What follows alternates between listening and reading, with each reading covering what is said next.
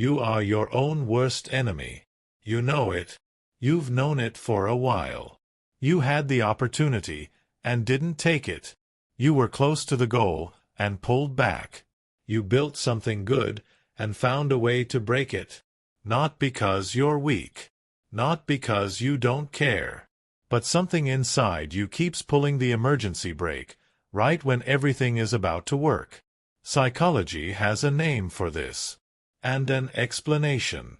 And it's not what most people think.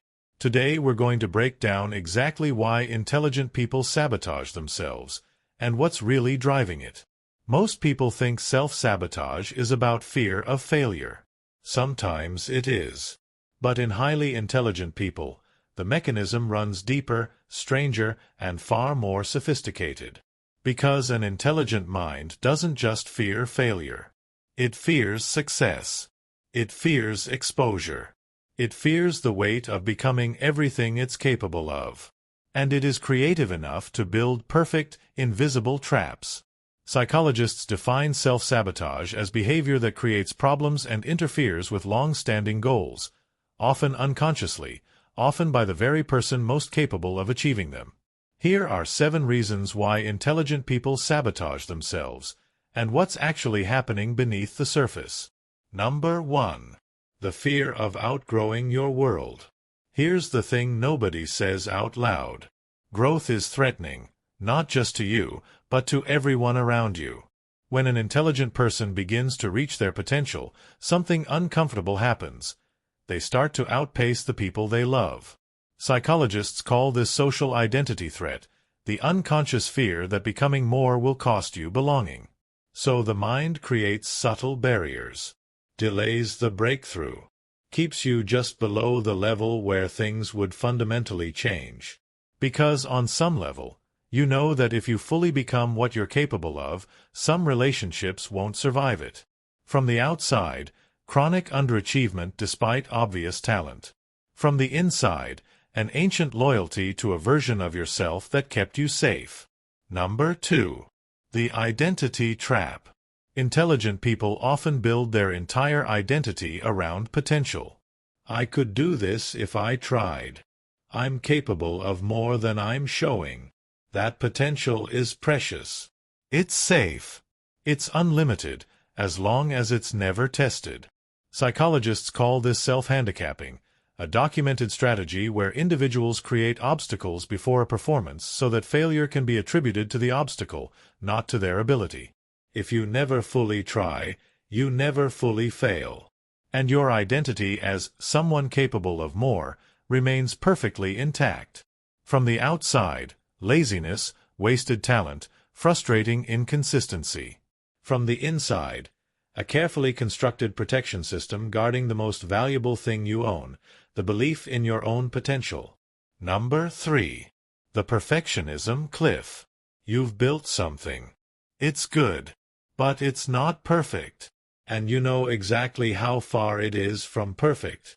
So you stall. Revise. Second guess. Delay the launch. Find one more problem to fix. Until the window closes. The opportunity passes. And somehow, it wasn't your fault. Psychologists call this perfectionism as avoidance, using the pursuit of perfect as a psychologically safe reason to never arrive at done. The perfectionist doesn't fail. They simply never finish. And an unfinished thing cannot be judged. From the outside, high standards, admirable commitment to quality. From the inside, a trap with a beautiful name. Number 4. The comfort zone immune system. Your brain has an immune system. Not for viruses, for change. Psychologists call this psychological homeostasis, the brain's deep drive to return to its baseline state, even when that baseline is uncomfortable, limiting, or painful. The familiar, however bad, is neurologically safer than the unfamiliar, however good. When intelligent people get close to a genuine breakthrough, the brain's immune system activates.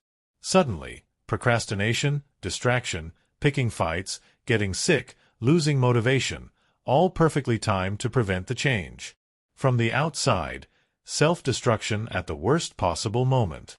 From the inside, a survival mechanism doing exactly what it evolved to do, preserve the known.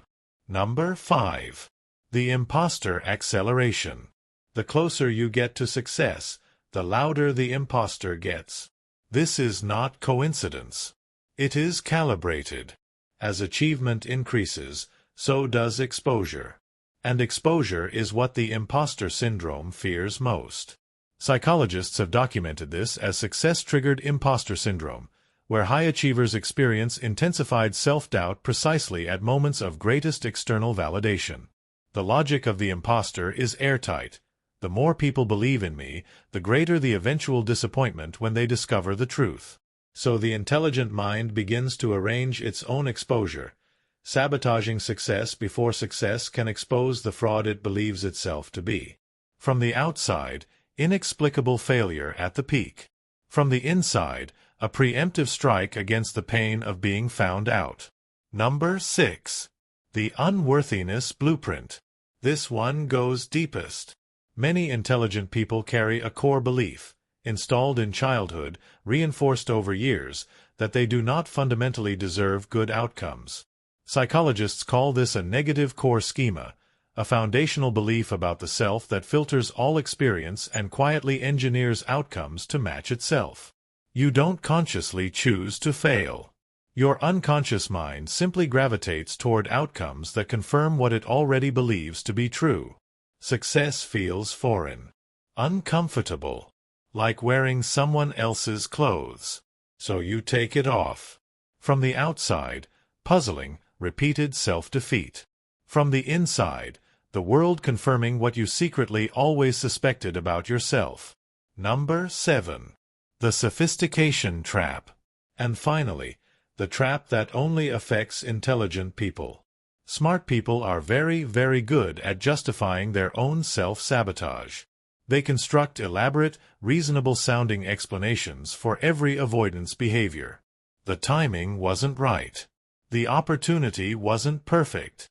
They needed more preparation. The environment wasn't supportive. Psychologists call this intellectual rationalization, using cognitive sophistication to generate convincing narratives that disguise self-protective avoidance as reasonable decision-making. The more intelligent the person, the more convincing the story.